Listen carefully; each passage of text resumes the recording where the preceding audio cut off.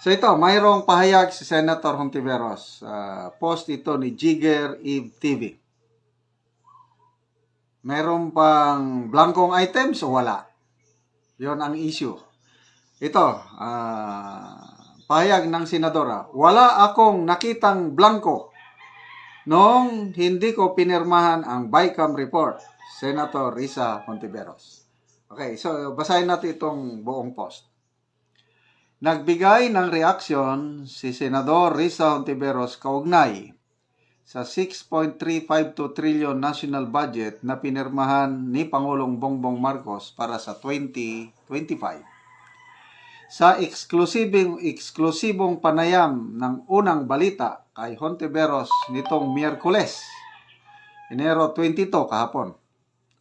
Itinanggi ni Hontiveros ang aligasyon na may blanko umano sa 2025 General Appropriations Act. Andali lang. Talaga namang walang blanko sa walang blanko sa GAA. Ang pinag-uusapan, ang expose ni Congressman Ungab, Attorney Vic Rodriguez at dating Pangulong Rodrigo Roa Duterte, ang may blanco yung BICAM report, hindi yung GAA. Okay. So ito ang pahayag ng senadora. Tuloy natin. Hindi ako makapaniwala na kahit aling kongreso natin, pati yung amin ngayon, ay magpapasa ng isang panukalang batas o General Appropriations Act na may blanco pa na linya, saad ni Hontiveros. So, iba itong paliwanag ni Senator Hontiveros, yung GAA ang kanyang binabanggit na totoo naman talaga, pati si Congressman Ungab, inamin niya na totoo, walang blanco sa GAA. Okay. Wala akong nakitang blanco nung hindi ko pinirmahan ang BICAM report. Ayun, pumunta na sa BICAM report.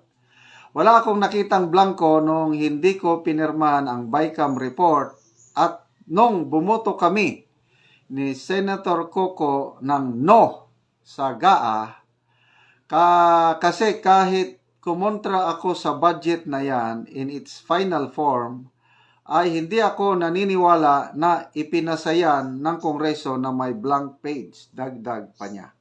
Okay? So, wala daw siyang nakitang blanco. Okay.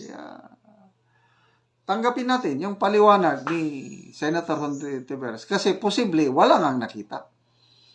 They tried their best, staff, wala ngang nakita dahil ang kapal yung document na yun. So, but it does not mean na walang blanco. Kasi mismo, ito isang kongresista na anti-Duterte. Believe ako dito kay Congressman Raul Manuel. Honest siya. This time, honest. Inamin niya, member siya ng BICAM, si Congressman Manuel.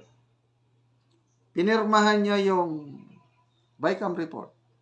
Kaya lang ngayon, napakaganda yung kanyang pag-amin na tunay nga merong blankong item sa BICAM report na hindi niya nakita. Yon.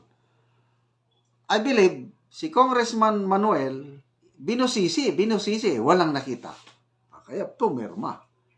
But ngayon, umamin si Congressman Manuel, totoo yung pasabog o yung isiniwalat ni Congressman Ungab, Attorney Vic Rodriguez, PRRD, totoo na may blank items sa GAA. Ngayon na lang niya nakita. Kasi less than an hour bago botohan yung i-ratify yung BICAM report, saka na lang ibinigay yung printed copy. Napakakapal yun. Imposible talaga, hindi mo talaga maisa-isa. So, posible, ang mga senador, mga kongresista, they tried their best na tignan, posible nga hindi nila nakita. Magpasalamat tayo at mayroong isang Congressman Ungab na nakadiscovery. Magpasalamat tayo at may isang Congressman Manuel kahit makabayan black pa siya, kahit anti-Duterte pa siya, kailang nagsabi siya ng katotohanan na meron ngang blank item sa BICAM report. Yun ang napakalaking ebidensya. Itong testimony, patunay, corroborative evidence bang tawag dito? Yung pagsang-ayon, pagkampi ni Congressman Raul Manuel sa pahayag ng Duterte camp na may blankong ano. So, again, balik tayo kay Senator Hontiveros, posibleng hindi niya nakita. At pasalamat tayo kay Senator Coco Pimentel at Senator Hontiveros dahil hindi sila bumoto, hindi sila pumirma sa BICAM report o sa hindi nila ni-ratify. But it does not mean na dahil walang nakitang blank items si Senator Hontiveros, dahil tao man lang siya, limited yung kanyang examining power, limited yung time o limited yung ano ng kanyang mga staff, hindi nila nakita. Salamat at may nakakita. So, yun ngayon.